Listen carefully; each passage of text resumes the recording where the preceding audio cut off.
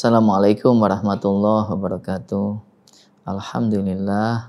Allahumma shalli wa sallim wa barik wa karim wa azim ala habibillah Sayyidina Maulana Muhammad ibni Abdillah wa ala alihi wa ashabihi wa man tabi'ahu wa nasarahu wa wala wa ba'du. Para pemirsa Soimin dan Soimat yang dimuliakan Allah, kita jalani kehidupan ini secara rutinitas, dari rumah ke kantor, ya, dari rumah ke pasar, setiap hari, setiap pekan, setiap bulan, bahkan hampir setiap tahun. Dalam satu tahun itu ada satu bulan yang Allah wajibkan kepada kita kaum muslimin dan muslimat untuk berpuasa di siang harinya dan menjalani sholat tarawih di malam hari, tadarus Al-Quran, dan hendaknya kita menghidupkan malam-malam di malam hari bulan suci Ramadan. Kalau kita mau merenung sejenak, maka sebetulnya Allah begitu sayang kepada hambanya. Ya. Allah ingin agar kita sehat secara jasmani rohani. 11 bulan kita terus ya makan, minum, ya kita memanjakan perut kita. Kemudian kita juga memanjakan nafsu biologis kita. Ya. Maka 1 bulan di bulan Ramadan sebetulnya Allah ingin agar kita betul-betul kembali kepada fitrah. Kita diwajibkan berpuasa, kemudian kita juga dianjurkan untuk menghidupkan sholat malam, sholat tarawih, sholat witir, dan lain sebagainya. Itu Allah ingin agar kita betul-betul banyak tafakkur, merenung. Ya. Maka oleh sebab itu, di bulan suci Ramadan, ya, kita betul-betul manfaatkan ya, waktu 30 hari, 1 bulan ini begitu berharga. Ya. Detik demi detik, menit demi menit, jam demi jam, mestinya kita lalui dengan penuh rasa ihtisaban. Ya. Sebagaimana disebutkan dalam hadis itu, man shoma ramadhana imanan wahtisaban ghufira lahu ma taqaddama min dhanbi. Siapa orang yang berpuasa Ramadan dengan penuh keimanan dan ihtisaban. Ihtisaban itu artinya menghitung, ya, mengevaluasi diri. Nah, sudah betulkah perjalanan hidup kita ini, ya, ataukah kita banyak melakukan pelanggaran-pelanggaran, ya. Ya, contohnya saja selama 1 tahun kita hanya memanjakan aspek jasmani, ya, hanya perut dan di bawah perut. Dan kata Imam Ali bin Abi Thalib karramallahu wajhah, barang siapa yang hidupnya hanya memikirkan perut dan di bawah perut, maka kualitas dirinya seperti apa yang keluar dari bawah perut. Ya. Jadi melalui Ramadan Allah ingin meninggikan derajat kita. Ya.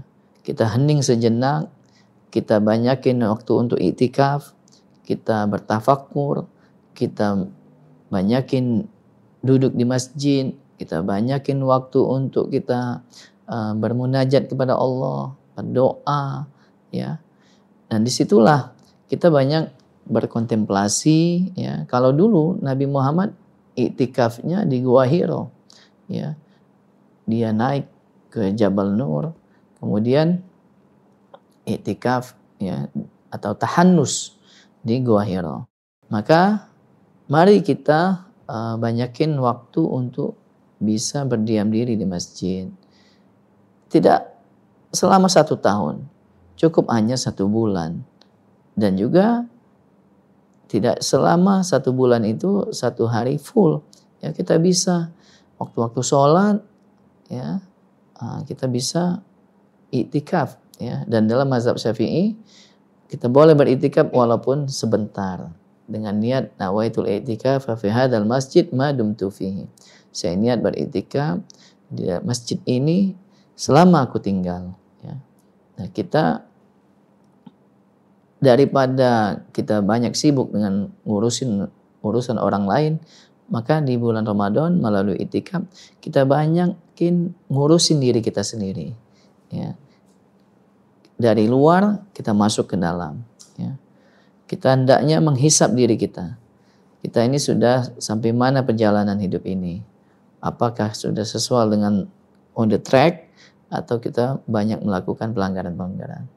Kalau kita merasa kita banyak berbuat salah dan dosa, maka di saat Ramadan itulah kita banyakin waktu untuk minta ampun kepada Allah, beristighfar, bertaubat kepada Allah, dan juga nanti di saat hari raya kita juga bermaaf-maafan.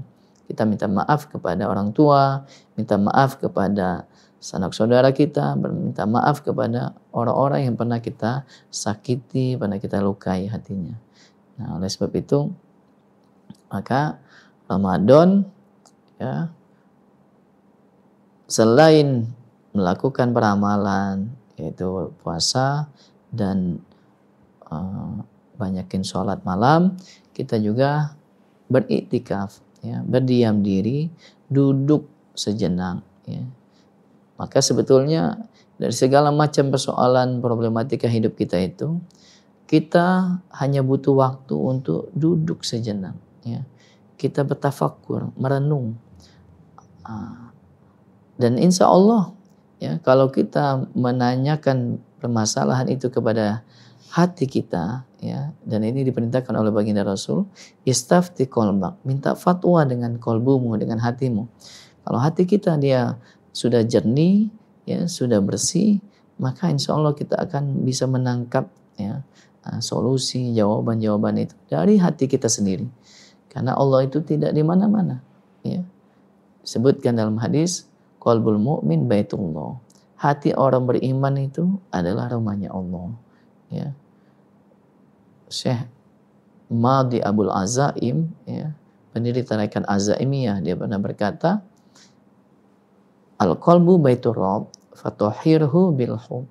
Hati itu rumahnya Tuhan, maka sucikanlah dengan cinta, dengan mahabbah.